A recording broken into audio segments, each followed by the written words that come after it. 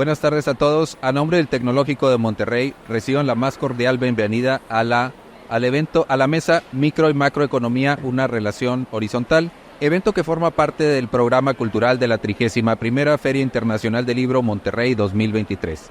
Para esta presentación tenemos el honor de contar con la presencia de Diego Merla, Javier Guzmán Calafel y como moderador Edgardo Ayala.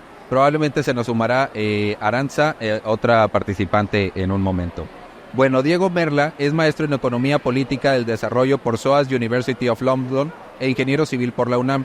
Actualmente coordina el programa de justicia fiscal en Oxfam, México. Tiene experiencia en el servicio público durante 3 años, fue subadministrador de investigación tributaria en el SAT y trabaja como docente en niveles de educación media y superior. Su incidencia e investigación está enfocada en las intersecciones entre la fiscalidad, la pedagogía, las desigualdades y el desarrollo sostenible. Javier Guzmán Calafel es economista egresado de la UNAM, la Universidad de Lovaina y la Universidad de Yale. Fue subgobernador del Banco de México durante el periodo de 2013 a 2020, institución en la que trabajó durante casi 40 años. Ocupó la posición de director ejecutivo en el Fondo Monetario Internacional en representación de Costa Rica, El Salvador, Guatemala, Honduras, México, Nicaragua, España y Venezuela, así como de director general en el Centro de Estudios Monetarios Latinoamericanos. Ellos estarán acompañados del doctor Edgardo Ayala, profesor del Tecnológico de Monterrey. Muchas gracias, Edgardo.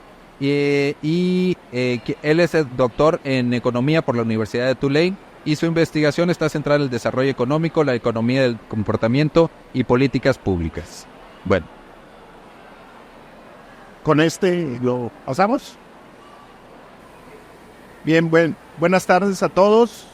Un gusto que estén por acá en esta mesa que está dedicada pues básicamente a la economía,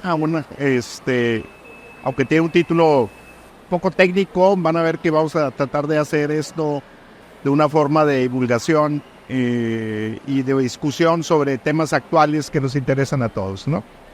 Entonces, bueno, pensamos en una estructura en la cual voy a lanzar una interrogante aquí a los dos ponentes, a Diego y Javier, y pues le damos tiempo a cada uno de ellos para contestar.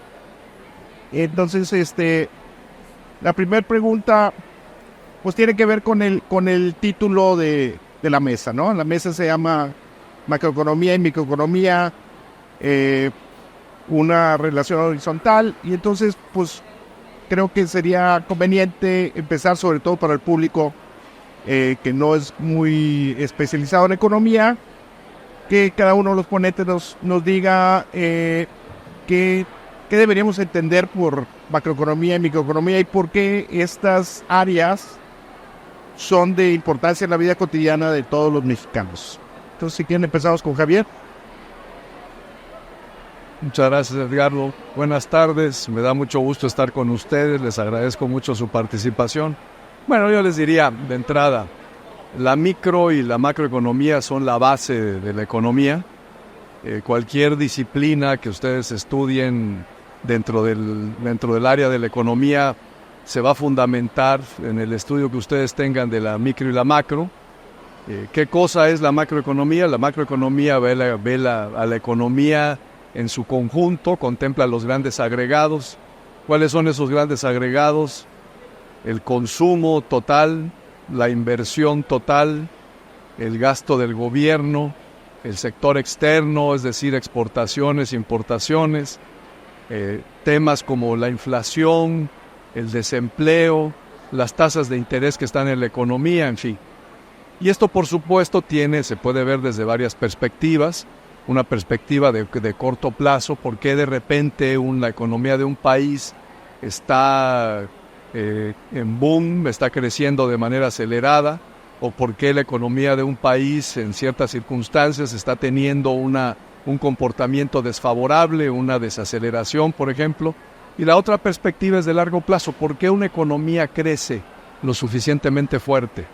¿Por qué o por qué no lo crece? ¿Por qué el crecimiento de largo plazo de una economía puede disminuir? Y obviamente todo esto tiene además como entorno cuáles son las políticas que se tienen que adoptar para corregir deficiencias dentro de la macroeconomía. La microeconomía, que vamos, el nombre es un poquito engañoso porque da la impresión de que la macro se concentra en lo grande, la micro en lo pequeño. En realidad puede haber análisis micro, por ejemplo, de empresas sumamente grandes. Entonces no es necesariamente el tamaño, es simplemente que ve a los agentes económicos desde una perspectiva diferente. Los ve de la perspectiva individual, es decir, analiza el comportamiento de consumidores, el comportamiento de empresas, el comportamiento de sectores. Y como se podrán imaginar, existe una estrecha interrelación entre lo que es la macro y la microeconomía. Las decisiones que se toman a nivel macroeconómico obviamente los afectan a cada uno de ustedes en lo individual.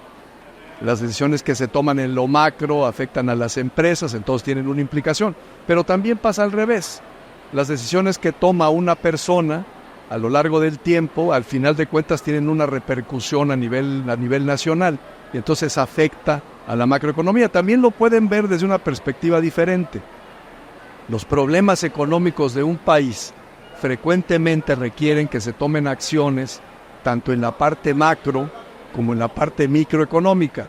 Y a eso vamos a regresar un poquito más adelante. ¿Tenías otra pregunta relacionada? ¿Conceptual? ¿Por qué es importante esto para ustedes? Bueno, evidentemente, yo les diría, a ver, concentrándome primero en la parte macroeconómica. Hay dos elementos. Un elemento tiene que ver con la gente que está encargada de las decisiones. Las decisiones a nivel macroeconómico se toman por las autoridades de un país. Se van a tomar las decisiones, no exclusivamente, pero fundamentalmente por los ministerios de finanzas, por los bancos centrales, en fin. Y para que ustedes estén en posibilidades de hacer una evaluación de las decisiones que están tomando las autoridades, pues evidentemente tienen que entender esos conceptos. ¿Cómo pueden ustedes votar por un gobierno, por la continuación de un gobierno, o bien votar porque ese gobierno no continúa? Si las decisiones en materia económica no las entienden, si las decisiones en materia macro no son claras. Entonces eso es una parte de la historia. Pero la otra parte de la historia es que es importante entender la macroeconomía porque tiene implicaciones para ustedes. Vamos, ¿cómo pueden tomar una decisión de inversión o de consumo en un entorno en el que no entienden exactamente qué cosa es lo que está pasando en una economía o hacia dónde va? Entonces son conceptos fundamentales. ¿Cómo pueden tomar una inversión financiera, decisiones sobre una inversión financiera, si no entienden los conceptos más básicos? Por ejemplo, ¿qué es una tasa de interés? ¿Y cómo se puede comportar una tasa de interés? ¿O por qué las tasas de interés son elevadas? ¿O hacia dónde es probable que vaya? Y un concepto relacionado, muy difícil tomar decisiones de inversión en un contexto en el que tampoco se entiende, en este caso inversión financiera o inversión física, en un contexto en el que no se entiende qué cosa es la tasa de inflación, hacia dónde va la tasa de inflación, por qué es importante que tengamos una tasa de inflación baja y estable, por qué una institución tan importante como el Banco de México tiene como objetivo prioritario el control de la inflación. Entonces, todos esos conceptos van a ser fundamentales en su vida cotidiana. ¿Cómo pueden ustedes tomar una decisión en materia de empleo, por ejemplo, arriesgarse a hacer un cambio de empleo, si no entienden cómo se puede comportar la economía? El riesgo que corren es mucho mayor. Y déjenme decirles que uno de los problemas que tiene el país, que en general la educación, tanto en el ámbito económico en general, como en el ámbito financiero en particular, es muy pobre. Algunas instituciones, por ejemplo la OECD, lleva a cabo periódicamente análisis, y también lo hace de hecho la Secretaría de Hacienda en combinación con el Banco de México, análisis de cómo está, de cuál es el nivel que está teniendo la educación financiera en México. Y no se pueden ustedes imaginar la cantidad de decisiones que se toman en el sentido contrario de lo que dictaría la lógica. Y una cosa parecida, por supuesto, pasa con la microeconomía. La microeconomía, como les decía antes, está mucho más relacionada con las decisiones de agentes económicos individuales. Es decir, decisiones a nivel de una empresa. Una empresa que no conoce los conceptos básicos de microeconomía, pues evidentemente es una empresa que está destinada a fracasar. Los consumidores basan muchas de sus decisiones sobre conceptos microeconómicos. ¿Cómo se puede entender el funcionamiento de una economía en la que no hay una comprensión de lo que está pasando a nivel sectorial? Entonces, todos esos conceptos son fundamentales y es muy importante que se entiendan para no... Muchas gracias, Jaime. A ver si se escucha bien, ¿verdad? Bueno, lo que yo traía preparado es quizás una perspectiva distinta, asumiendo, quizás hice mal yo en asumir que ya acá todos más o menos entendíamos de qué iba el entendimiento, digamos, que desarrolló Javier bastante claramente de la macro y la microeconomía. Pues mirar un poco problemas que no solo yo he visto, sino también en Oxfam como organización somos pues partidarios de cuestionar o de mirar con un ojo más crítico. Sobre todo en la microeconomía yo hablaría, es muy interesante ver la historia de cómo surgen muchos de los conceptos microeconómicos y de dónde vienen, en qué están fundamentados. Hay un libro que a mí me gusta mucho, que, bueno, no sé si lo edite Planeta, ojalá sí, porque es muy bueno, pero se llama ¿Quién le cocinó su cena a Adam Smith?, de una economista y periodista que se llama Catherine Marsal. Y ahí elabora, porque Adam Smith, como supongo que varios sabrán, es considerado el padre de la economía. Adam Smith postuló que, por ejemplo, para que él pudiera cenar, no dependía del buen corazón del panadero o del ganadero que llegaba la carne y el pan a su mesa, sino dependía de que ellos vieran por su beneficio propio. Era un ánimo de lucro el que movía la economía y el que mueve a la sociedad. Y es muy interesante cómo Catherine Marsal en su libro aborda que si bien es verdad que había un ánimo de lucro en ese comercio y en ese intercambio comercial de pan y de carne, Adam Smith nunca pensó en la otra parte, en la segunda economía, digamos, que permitía que la cena estuviera ahí. Era su madre. Su madre hacía todos los trabajos de cuidado que permitían que Adam Smith pensara en la riqueza de las naciones y en estos grandes problemas. Y sin el trabajo de cuidado de su madre, la carne y el pan no hubieran pasado de ser carne y pan crudos a un estofado. Entonces creo que ahí es muy interesante pensar, complejizar quizás nuestro entendimiento de lo que son los conceptos microeconómicos. Por ejemplo, este libro también, y por ahí me voy a seguir, hace mucho una crítica a lo que a lo que llamaban el Homo economicus, que es el hombre que no existe realmente, pero que está detrás de muchas de estas decisiones, que son racionales, que son puramente buscan el optimizar todo el tiempo el beneficio del individuo, cuando en realidad muchas veces no es desde ahí desde donde tomamos decisiones, ¿no? Las madres, las personas que hacen trabajos de cuidado, todas las personas en múltiples situaciones no tomamos decisiones siempre pensando en maximizar nuestro beneficio.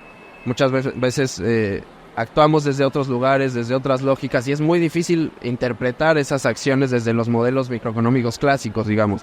Ahora hay ramas de la economía que intentan complejizar ese entendimiento y hay modelos matemáticos súper complejos de la economía del comportamiento que intentan entender, ¿no?, todas estas decisiones que rara vez son racionales. Por ahí va un poco mi mirada de la microeconomía. Hay una cita del libro que me gustaría leer porque dice: hay que decirle adiós al Homo economicus y construir una sociedad que dé cabida a una concepción más amplia e integradora de lo humano. Es decir, al final la economía es una ciencia que estudia y que estudia conceptos, estudia fenómenos que todos involucran personas e interacciones entre personas. La economía se trata de las personas, entonces hay que hacerla lo más humana posible. En Oxfam a eso le llamamos un poco economía para la igualdad, una economía que ponga a las personas al centro y que tome en cuenta a todos, en serio a todos los agentes económicos y no quizás a los que más se han mirado, que suelen ser el modelo típico de empresa, o un homo económico, un hombre racional que toma decisiones para maximizar su beneficio. En fin, poner en el centro a las personas, a las comunidades, a la naturaleza y entender que hay personas detrás de las empresas que van tomando sus decisiones, del Estado, que diseña la política económica, del mercado, que al final pues son muchas personas, hombres en su mayoría con mucho dinero, tomando decisiones en función de su dinero. Y esas decisiones cruzan la vida de las personas y la cruzan de manera muy distinta. En México en particular la cruzan de formas muy desiguales, ¿no? Los resultados, digamos, de la economía no son los mismos para todas las personas. Y pues eso, creo que por ahí les dará una idea de por dónde irá mi participación. Y eso. Muchas gracias, Diego. Bien, ya más o menos que entendimos la delimitación de las áreas.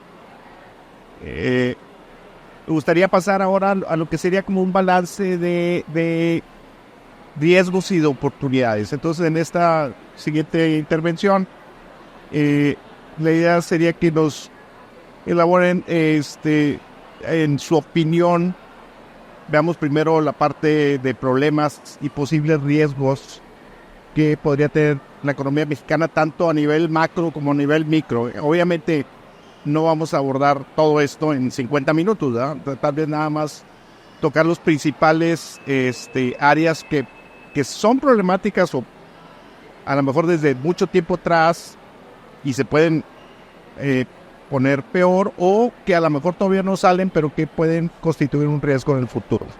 Javier. Muchas gracias. Bueno, yo diría, si me preguntan cuáles son los principales retos que está enfrentando la economía mexicana en este momento, yo destacaría dos. Es decir, dividiría mi presentación primero en decir cuáles son los principales retos y luego me concentraría en ver cuáles son los principales riesgos. Los retos, yo creo que en términos macroeconómicos que enfrenta la economía mexicana en este momento son: el primero es que hay una tasa de inflación que todavía es demasiado elevada. Recuerdan ustedes que las presiones inflacionarias en México, como en otras economías del mundo, se originaron primero, las presiones inflacionarias recientes, surgieron primero por los choques que se derivaron de la pandemia, el efecto que tuvieron sobre cadenas de suministro, sobre precios de materias primas, en fin, y posteriormente se agravaron con la guerra en Ucrania. Son choques de oferta que por otra parte empiezan a diluirse recientemente. Más recientemente, si ven ustedes de dónde están surgiendo las presiones inflacionarias, bueno, van a ver que no necesariamente están relacionadas con ese origen. Más recientemente lo que estamos viendo en México es un crecimiento muy rápido de la demanda, es decir, presiones de la demanda sobre los precios. La demanda está creciendo por encima de lo que es la capacidad productiva. Y por otro lado, eso se está combinando con un crecimiento de los salarios que está desvinculado de la evolución de la productividad. Y al estar desvinculado, lo que quiere decir es que está impactando los costos de las empresas. Esa combinación de factores nos está llevando a tasas de inflación que están descendiendo, pero que todavía se mantienen muy por encima de las metas del Banco de México. Si ven ustedes las últimas cifras de inflación, bueno, la cifra, dependiendo de la definición, hay varias definiciones del concepto de inflación. La más conocida, la inflación general, bueno, pues tiene una tasa de crecimiento de 4.5% anual. La meta del Banco de México es de 3%. Entonces tenemos ese reto todavía. Es por eso que ven ustedes hoy en día que el Banco de México todavía mantiene tasas de interés muy elevadas, porque lo que está tratando de hacer es evitar que ese problema inflacionario se convierta en algo más serio para empezar, y en segundo lugar, que converja hacia la meta que el Banco de México ha fijado. Entonces sería el principal reto del que yo hablaría. El segundo reto que yo destacaría de la economía mexicana en esta intervención breve sería el crecimiento económico de largo plazo. México tiene un problema desde hace años de un crecimiento económico demasiado lento. Y tomen en cuenta que no estoy hablando del crecimiento económico en la coyuntura, es decir, no estoy hablando del crecimiento económico de este año. Estoy hablando del crecimiento económico a lo largo de un periodo lo suficientemente prolongado. ¿De dónde se origina ese problema? Bueno, el problema es el crecimiento económico de cualquier país está determinado por una combinación de factores. Uno de ellos es el crecimiento de la fuerza de trabajo, la mano de obra que hay disponible. Eso todavía no representa un problema fuerte para México, lo va a representar, porque la población está envejeciendo, pero no es el caso hoy en día. El segundo factor que determina el crecimiento económico es el comportamiento de la inversión. Y en ese caso, la inversión en México ha tenido una trayectoria demasiado débil. Necesitamos mucho más inversión en el país. Y para eso necesitamos obviamente superar una serie de retos. Y el tercer problema, el tercer elemento que yo destacaría aquí, el tercer determinante del crecimiento económico de largo plazo de la economía, es la eficiencia con la que se utilizan la mano de obra y la inversión, es decir, la productividad de la economía. Si ustedes ven la trayectoria de la productividad de la economía a lo largo de los últimos 20 años, van a ver que en realidad hay una tendencia a la baja, es decir, la productividad ha venido cayendo. Y eso es un problema sumamente serio. México necesita, para resolver, para atender las necesidades de la población, un crecimiento económico de largo plazo mucho más elevado. Eso me lleva a la segunda parte del comentario, que serían cuáles son los principales riesgos que yo veo hacia adelante. Bueno, yo destacaría en primer lugar, tenemos un problema en materia de finanzas públicas. Y el problema de finanzas públicas tiene dos elementos. Uno, que es de manejo macroeconómico de corto plazo. Para el año entrante se ha anunciado un incremento del déficit fiscal en un entorno en el que la demanda, como les comentaba antes al hablar de la inflación, está creciendo por encima de la capacidad productiva de la economía. Si a eso le agregamos un estímulo por parte de las finanzas públicas, un gasto público excesivo, pues obviamente el reto de bajar la inflación se va a complicar, van a persistir tasas de interés elevadas por más tiempo, en fin, entonces eso es un riesgo que estamos enfrentando en México. Pero las finanzas públicas tienen otro problema, que es un problema de más largo plazo. Las finanzas públicas en México se han manejado, yo diría, en términos del concepto agregado en los últimos años de una manera prudente. No necesariamente, de hecho no ha sido el caso en términos de composición del gasto, pero en términos de agregados generales, pues han sido prudentes. El año entrante se está corriendo un riesgo que ya implica la posibilidad de algún tipo de problema por ese lado. Pero si lo vemos a largo plazo, que es lo que quiero resaltar en este caso, lo que vemos son unas finanzas públicas que en realidad son frágiles. A pesar de que en el corto plazo hemos tenido un manejo hasta ahora prudente de las finanzas públicas, a mediano o largo plazo estamos enfrentando un reto muy fuerte. ¿Por qué? Porque los ingresos públicos son muy bajos, porque además tenemos compromisos de gasto que se han venido haciendo, que se van a ir acentuando en el curso de los años. Pondría varios casos, por ejemplo, se han hecho compromisos en materia de pensiones. La población va a envejecer, está envejeciendo. Ese gasto se va a hacer cada vez mayor. Y por otro lado, los compromisos que se han hecho no han venido acompañados de asegurarnos que estén fondeados por el lado de los ingresos. Esa es una parte de la historia. En materia de salud pasa una cosa muy parecida. Al envejecer la población, el tipo de enfermedades que se enfrentan son cada vez más costosas. Eso va a representar una carga para las finanzas públicas. Tenemos un problema que es ya en términos ya micro, bastante serio, que es la situación de Petróleos Mexicanos, de Pemex. Es un problema, es un área en la que el gobierno va a tener que seguir inyectando recursos en un contexto en el que el espacio que tienen para seguir aumentando el gasto se va haciendo cada vez más pequeño. Y no ha habido una solución a fondo del problema de Pemex. Y luego tenemos un problema también de costo de la deuda. Seguramente han visto ustedes en la prensa que cada vez es más caro para el gobierno pagar el servicio de su deuda porque las tasas de interés son muy elevadas. Las tasas de interés son muy elevadas porque la inflación sigue estando muy elevada. Y eso va a seguir ejerciendo presiones sobre el gasto. ¿Qué cosa es lo que se tiene ahí? Bueno, que hay que hacer ahí, pues hay varias opciones. Una es comprimir el gasto público. es la verdad algo bastante complicado. Eso lo que implicaría sería seguir comprimiendo la capacidad de crecimiento de la economía. Otra posibilidad sería endeudarnos más, lo cual es sumamente riesgoso. Y la otra es conseguir más ingresos. Para conseguir más ingresos lo que se necesita es una reforma fiscal. Y eso implica una serie de dificultades políticas. Hay que vender el tema, nadie quiere pagar más impuestos, hay que convencer a la población. Y bueno, en este caso tendría que haber un esfuerzo del gobierno por convencer a la población. Y para eso, para empezar, tiene que haber un compromiso de que el gasto público se va a orientar verdaderamente hacia lo que necesita la economía. Y yo creo que tendría que haber otro requerimiento, que es que haya un esfuerzo verdaderamente serio para combatir la corrupción. Un segundo elemento que tiene que ver, un segundo riesgo que tiene que ver más con aspectos microeconómicos, es la productividad de la economía. Como yo les decía, tenemos un problema muy serio de productividad. Una productividad que ha sido negativa, ha venido cayendo a lo largo de los años. Revertir esto es un tema que requiere de un esfuerzo en muchas áreas. La mayor parte de las medidas son políticas públicas, pero orientadas a la parte microeconómica.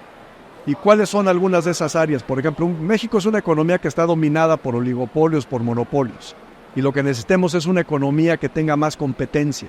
Pero para tener una economía con más competencia necesitamos una institución encargada de fomentar la competencia, una COFECE, que sea autónoma, que le respete la autonomía, que tenga los recursos presupuestales para conseguir el capital humano que necesita, que tenga el apoyo político para cambiar las leyes que se necesitan, ¿no? Entonces se requieren una serie de requisitos para que eso sea viable. Yo les decía en términos macroeconómicos, bueno, pues necesitamos obviamente resolver también el problema de Pemex. Necesitamos un esfuerzo mucho mayor en materia de educación en el país. El retroceso que hemos tenido en educación ha sido terrible. Necesitamos fortalecerlo. Si ustedes ven las pruebas internacionales estandarizadas en materia de educación, van a ver que en el caso de la OECD, México siempre está liderando, encabezando los últimos lugares. Y frecuentemente los van a ver a México en el último lugar. Necesitamos mayor progreso tecnológico. La cantidad de recursos que se dedican al progreso tecnológico en el país es sumamente modesta. En fin, necesitamos una economía que esté menos sujeta a la cantidad de regulaciones que estamos enfrentando ahorita.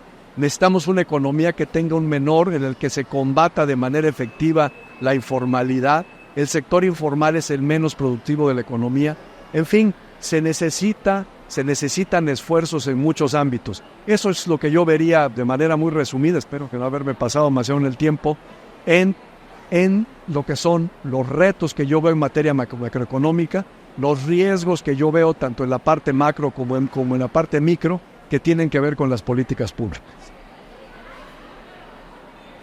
Muy bien, muchas gracias. Diego. Sí, pues yo ahí rescataría quizás dos muy importantes coincidencias que noto con el doctor Javier. Una es que en efecto recaudamos muy poco y recaudamos muy mal y no tenemos suficiente dinero público. Y además tampoco gastamos de la mejor manera. Entonces, para mí es claro que es uno de los problemas más urgentes y está muy vinculado con otro de los que yo rescataría, que es y además lo mencionó también el doctor. En México hay muchos monopolios, muchos oligopolios, la concentración de los recursos, de la riqueza y del poder es abrumadora. Entonces nos toca vivir una de las peores versiones del capitalismo, quizás.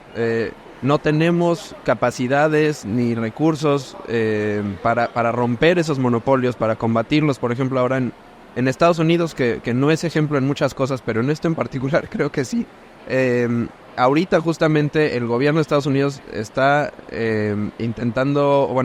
demandó a Amazon por prácticas monopólicas y tiene los recursos, tiene digamos que el poder suficiente para romper esos monopolios, si es que quiere y si es que prospera. Pero en México la COFECE, las instituciones reguladoras no tienen realmente ni la capacidad ni los recursos suficientes para poder destruir esos monopolios y que haya más competencia realmente en el país y que eso pues generaría beneficios para todos. Y por el otro lado es el lado de las desigualdades. Somos un país sumamente desigual, un país donde vive una persona como Carlos Slim, que a partir de la pandemia ganó en promedio $1 millón a la hora, por hora, que concentra la misma cantidad de riqueza que la mitad de la población de México, más o menos. Y si a eso le sumas que no hay dinero público, pues creo que nos lleva a una situación de captura del poder político muy peligrosa, en donde poca gente tiene mucho poder y tiene mucho dinero, y la gran mayoría de las personas, pues realmente hay muy poco que hacer, y estamos en condiciones muy, muy precarias, digamos. Y creo que ahí hay una gran oportunidad también. El doctor Guzmán habló de una reforma fiscal que es urgente y necesaria, y lleva haciéndolo mucho tiempo, porque es verdad, tenemos poco dinero. Además, en alguna presentación en la que estuve hace unos meses, recordábamos que al presupuesto público muchas veces nos gusta imaginarlo como un pastel por el que todo el mundo se está peleando, y cada vez hay que cortar rebanadas más chiquitas. Y allá hicieron el símil de que no es un pastel, ni siquiera es un muffin, y la mitad del muffin ya está babeada, porque está comprometida a pensiones, está comprometida al servicio de la deuda, las participaciones a los estados. Entonces hay que ver cómo cocinamos un muffin más grande, y la respuesta creo que ya medio la sugerí. Hay mucho dinero concentrado en muy pocas manos, y en México cobramos muy pocos impuestos a la riqueza, y cobramos muy mal. Por ejemplo, las tasas efectivas que pagan las grandes empresas son de entre el 2 y el 8%, cuando las personas que somos asalariadas, estamos en nómina, si ganas más de 18,000 pesos más o menos, pues te toca la tasa del 30%, 35%, y hazle como quieras. Y esa es la misma tasa que tiene que pagar Carlos Slim si es que tiene un ingreso por nómina, que no creo. Pero entonces yo creo que hay grandes oportunidades dentro de una reforma fiscal, pero que necesariamente tiene que ser progresiva. Es decir, que paguen más quien más tiene, y que reciban más quien menos tiene. Ahí también hay una frase de Lula que me gusta mucho, que creo que ofrece en muy pocas palabras la receta de cómo tendríamos que pensar una reforma fiscal en México, y es que el rico vaya al impuesto y el pobre al presupuesto. Es decir, cobrémosle a quienes más tienen y gastemos de una forma que redistribuya esa riqueza, y eso nos va a permitir también crecer mejor y crecer de manera más incluyente. Sin duda creo que es importante en un país como México todavía lograr un crecimiento sostenido. Yo también ahí abogaría por pensar en qué sectores tienen que crecer, y qué sectores quizás ya tienen el tamaño suficiente. No todo en la economía necesariamente tiene que ser crecer, producir, consumir, porque bueno, México es un país de renta media, pero nos estamos acabando el mundo también. Los límites planetarios ya los tenemos rebasados. En gran medida países más ricos que México, a los que llaman primer mundo o norte global. Pero en México creo que también nos toca hacer una reflexión de cómo queremos crecer, de qué sectores necesitan crecer y qué otros, pues quizás no tanto, ¿no? Y bueno, quizás hablaría también yo de algunos otros retos en este sentido de cuestionarnos el imperativo de crecimiento perpetuo y continuo. Las mejoras tecnológicas, que sin duda son necesarias, ¿para qué las queremos, no? Porque últimamente, pero en las últimas décadas, si bien ha habido avances tecnológicos importantísimos, todos ellos nos han hecho trabajar más de todas maneras. ¿Por qué no estamos pensando en que la tecnología nos ayude a trabajar lo necesario y vivir todos mejor? Se podría. Hay algo ahí que nos está impidiendo llegar hacia allá, ¿no? Y bueno, creo que para nadie es ajeno que la crisis climática no es un problema ni un riesgo del futuro, ni siquiera es un riesgo de acá. En Monterrey, pues no les tengo que contar yo las sequías que se han bebido, la falta de agua. En la Ciudad de México para allá vamos, y en muy poco tiempo las temperaturas este año han estado 1 o 2 grados más arriba de lo normal. Es decir, es un problema que vamos a tener que atender ya, y que necesita muchísimos recursos públicos y privados, pero yo creo que sí también necesita una rectoría clara y una visión de largo plazo del Estado y de los estados, porque tampoco es solo México, necesita coordinación. Ahí hay esfuerzos regionales muy interesantes del gobierno de Colombia, que está convocando a coordinarse para combatir, por ejemplo, la evasión y la elusión fiscal, que son un problema enorme también. En México perdemos más o menos $10,000 millones anuales por evasión y elusión fiscal. Con eso se podrían construir 132, si no mal recuerdo, hospitales de alta especialización anuales. Ahorita solo tenemos 6 en todo el país. Entonces eso, o sea, creo que hay de dónde recaudar, hay cómo recaudar mejor. Sin duda tendría que haber mecanismos de transparencia y gobernanza del gasto que permitan que todos sepamos bien en qué se va a gastar y cómo se está gastando, y que gastemos en temas que redistribuyan la riqueza, los recursos y el poder. Un sistema nacional de cuidados, que es una propuesta que lleva en el Congreso varios años y está ahí congelada. Hay programas sociales que se pueden fortalecer, que se pueden mejorar. La educación, en salud, en todo gastamos, y eso, estamos hasta el final del ACD, gastamos menos de lo que se recomienda. Y bueno, yo creo que con eso cerraría para dar paso a la tercera pregunta. Muy bien, Diego. Pues en toda economía no todos son problemas, también en el entorno ocurren shocks favorables. Ahorita mencionabas la tecnología, por ejemplo, que si la adoptamos y la usamos bien, puede traer muchos beneficios. En la tercera pregunta va encaminada a qué fortalezas ven que tenemos en México y qué oportunidades puede generar el entorno que puedan ser benéficas para la economía en México, y qué debemos hacer para aprovecharlas. Bueno, en términos de fortalezas de la economía mexicana, yo diría, hasta ahora tenemos una situación macroeconómica con riesgos, como comenté antes, pero todavía manejable. No estamos en una situación de extremo riesgo en el corto plazo, cuando menos. Tenemos un sistema financiero que se mantiene sólido, un tipo de cambio flexible que nos ha ayudado mucho, tipo de cambio flexible que empezó a utilizarse después de la crisis de 1994-95, que funciona muy bien. Y tenemos una oportunidad coyuntural que seguramente algunos de ustedes tienen en mente, que se deriva del llamado nearshoring. Recuerdan ustedes que como resultado primero de la pandemia y acentuado posteriormente con la guerra en Ucrania, bueno, lo que ha habido es un deseo de que las cadenas de producción internacionales que antes estaban distribuidas alrededor de todo el mundo, o bien se regresen a los países de origen del capital, lo que se llama reshoring, o bien se vayan a países amigos, lo que se llama friendshoring, o bien se vayan a países cercanos y de preferencia amigos, que es el nearshoring. Bueno, México está en una posición privilegiada para beneficiarse de esa oportunidad del nearshoring. ¿Y por qué? Bueno, México es vecino del mayor mercado del mundo, en primer lugar. En segundo lugar, tenemos una gran integración de la industria mexicana con la industria de Estados Unidos. En tercer lugar, bueno, tenemos una relación excelente con los Estados Unidos, y todo eso nos beneficia, es una oportunidad que beneficia a México. El nearshoring, déjenme decirles, no es algo que sea benéfico para la economía mundial. De hecho, para la economía mundial tiene un costo, porque los procesos productivos no se basan en un criterio de eficiencia, sino en un criterio de cercanía. Ese es el tema. Pero bueno, el punto es que para México es una gran oportunidad.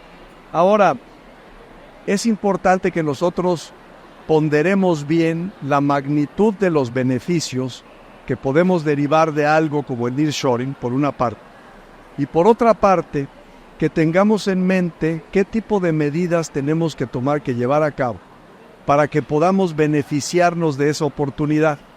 Con respecto al primer punto, ¿qué tanto nos beneficia? Bueno, deben tomar en cuenta ustedes, el nearshoring no es algo como el Tratado de Libre Comercio de América del Norte. ¿Por qué? Porque no es un acuerdo institucional de largo plazo, no es algo que haya sido negociado por un grupo de países, no es algo restringido a un pequeño grupo de países, es una oportunidad que está abierta a todo mundo, o cuando menos a todo mundo que tenga cierta cercanía y cierta relación con un mercado tan grande como el de Estados Unidos. Entonces, eso limita. En segundo lugar, deben de tomar en cuenta algo, para que el crecimiento potencial de una economía se fortalezca. Lo que yo comentaba hace un rato como uno de los principales retos en la economía mexicana, lo que se necesita es llevar a cabo un conjunto de reformas de manera simultánea.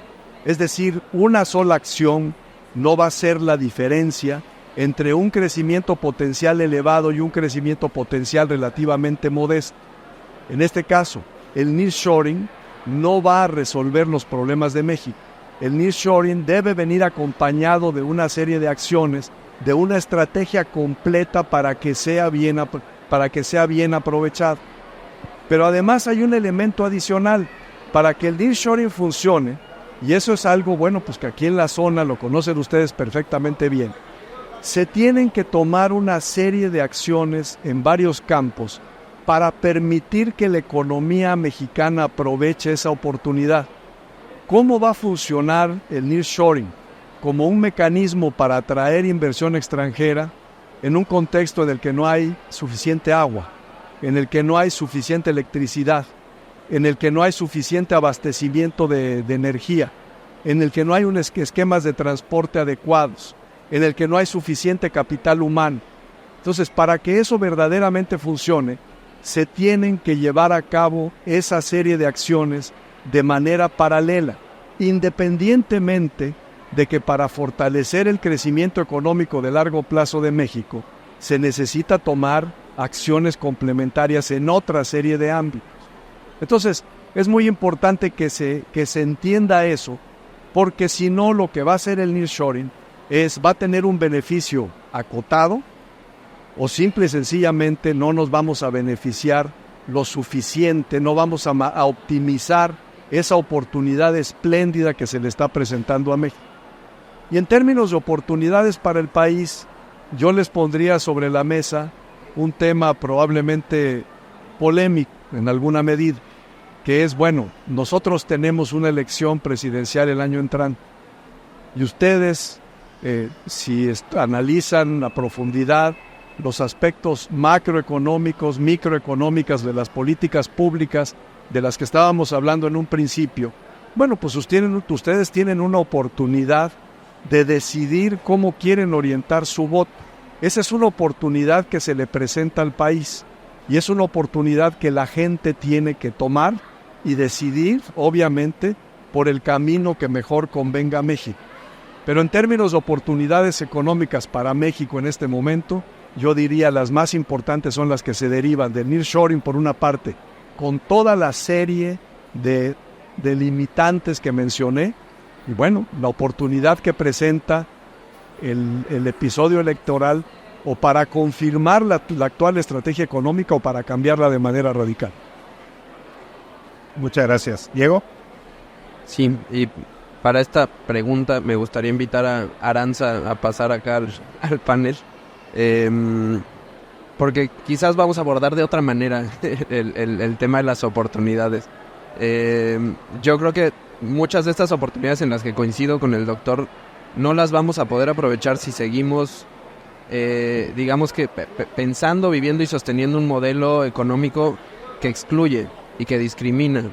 Y bueno, Arantxa representa a una parte de la población que sufre quizás las peores consecuencias de la discriminación y la exclusión.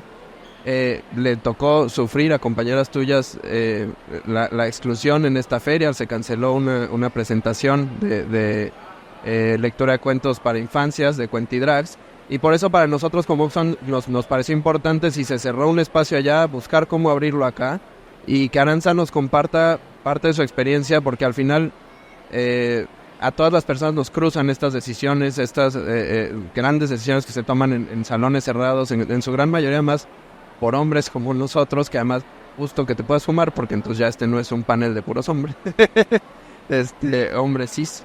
Y eso, pues platícanos tu experiencia, y tu experiencia no deja de ser muy económica porque a ti te cruzan todas estas decisiones. Pues buenas tardes, mi nombre es Arantxa Mayeste y como ustedes saben, o si no sabían, censuraron aquí o quisieron callar a mis hermanas por intentar hacer como la actividad de Cuentidrag, de contar cuentos a infantes. Entonces, pues me gusta y le agradezco mucho la invitación de poder estar aquí para hablar de la economía, pero bueno, en este caso, de la economía drag. Y quiero llevar el concepto drag fuera de lo mainstream, es decir, fuera de lo que comúnmente vemos en TikTok, en Facebook, en Instagram. Lo voy a llevar a un contexto de identidad.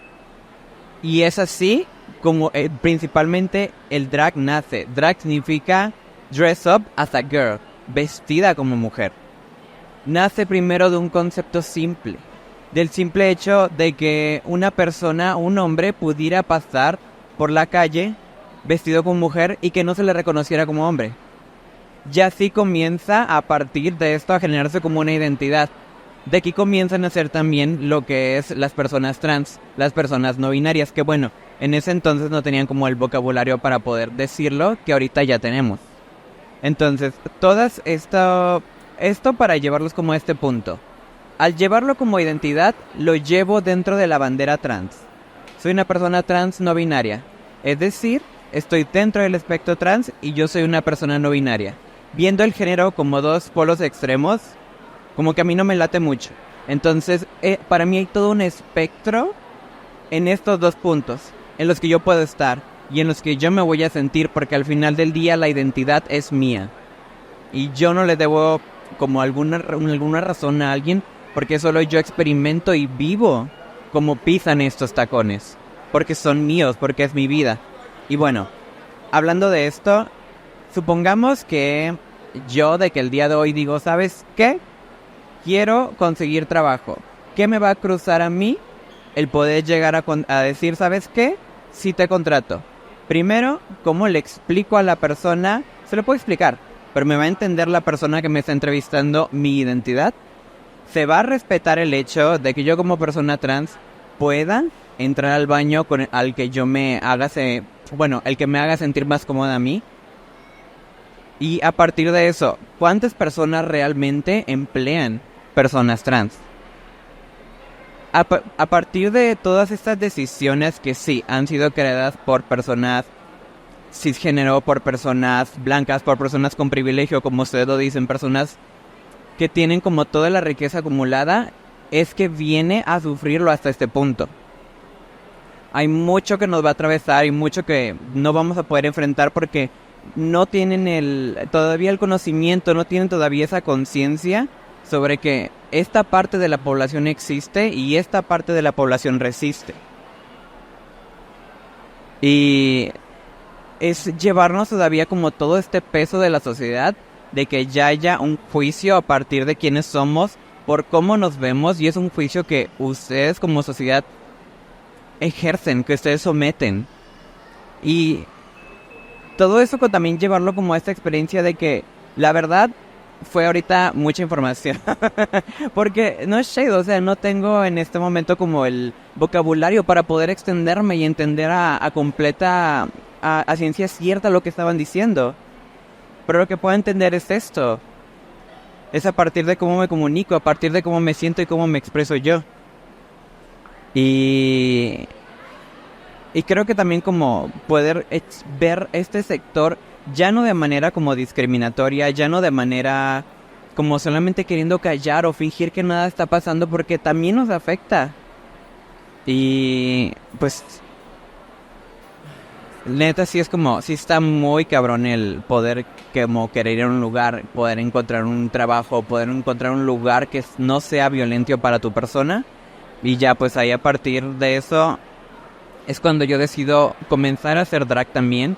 Y ya no solamente como mi identidad, sino como algo que como el único trabajo que yo he considerado que me permite ser libre y no ser violentada en donde estoy laborando. Donde me siento la libertad de poder ir al baño que yo quiera, o de vestirme como yo quiera, o de verme como yo quiera. Y incluso estando aquí en el drag, como no tenemos seguro, no tenemos crédito en Infonavit, o sea, somos freelancers prácticamente, estamos como en un antro, las personas también nos contratan los antros, pero no hay algo como que avale nuestro trabajo, el trabajo que estamos haciendo. Y creo que voltearlo a ver de este lado como no solamente fijarnos en un objetivo, sino como poder ver que existe toda esta diversidad y que siempre ha estado realmente, pero ya somos muchos y ya tenemos como este vocabulario y este privilegio nosotros también de poder pararnos aquí y hablar y decir y que se nos escuche. Y pues esa es mi parte, lo que tengo que decir de la economía. Les agradezco mucho, les quiero mucho y pues nada, me encanta hostearles, entonces gracias por la invitación. Gracias a ti.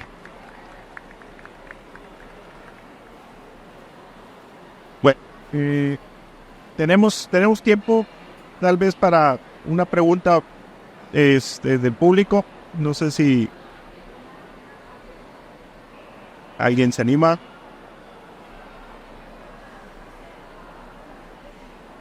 No. Bueno, si no, como quiera, bueno, si no declaramos, cerramos la plática, pero ya dado que Javier también tiene que presentar un libro ahorita en 5 minutos. Bueno, muchas gracias. Bueno, les agradecemos mucho su presencia y agradecemos mucho a todos los participantes, a Diego, al doctor Guzmán Calafel, al profesor Edgardo Ayala y a Aranza. Muchas gracias por su participación. Agradecemos a nuestros invitados a nombre del Tecnológico de Monterrey por su valiosa participación. Gracias también a los asistentes por su presencia. Los invitamos a que ahorita acudan al auditorio G, donde se va a presentar el libro La otra cara de la moneda del doctor Javier Guzmán Calafel, donde va a hablar sobre la debacle económica de México en los 90. Bueno, muchas gracias a todos y que pasen buenas noches.